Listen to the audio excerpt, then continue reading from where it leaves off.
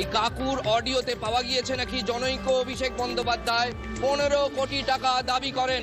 Break করছে TV9 Bangla, এই প্রথম বাংলার কোন নিউজ চ্যানেল এই খবর ব্রেক করছে। আমরা সরাসরি চলে যাব আমাদের রিপোর্টার সুজয় পালের কাছে। সুজয়, চার্জশিটে কি বলা হয়েছে যদি আরেকটু বিস্তারে বলা যায়।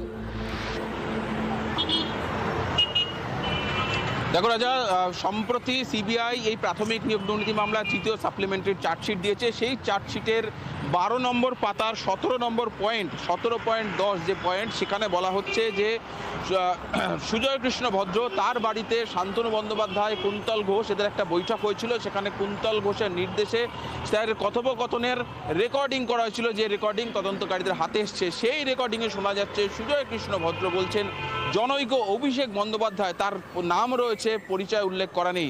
জনৈক অভিষেক বন্দ্যোপাধ্যায় এই অবৈধ নিয়োগের জন্য, প্রাথমিকের ক্ষেত্রে অবৈধ নিয়োগের জন্য 15 কোটি টাকা চেয়েছেন।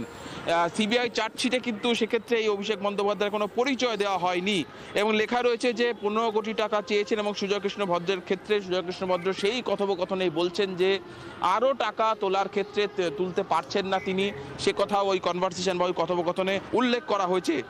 এর পাশাপাশি সেই বৈঠকেই তারা বলছে, অর্থাৎ সুজয় কৃষ্ণ ভদ্র ছাড়াও কুন্তল ঘোষ, শান্তনু বন্দ্যোপাধ্যায়, তারা টার্গেট নিয়েছিল আরও 2000 ধরনের অবৈধ যারা চাকরি প্রার্থী, যাদের তাদের যোগ্যতা নেই বা যারা অযোগ্য চাকরি প্রার্থী হিসেবে চিহ্নিত হয়েছে, তাদের থেকে 2000 চাকরি প্রার্থীর থেকে তারা 100 কোটি টাকা তুলবে। সেই টার্গেট নিয়ে আলোচনা করছেন সুজয় কৃষ্ণ ভদ্রের বাড়িতে, যে কথোপকথনের রেকর্ডিং তদন্তকারীদের হাতে এসছে। সুজয়, তুমি আমাদের সঙ্গে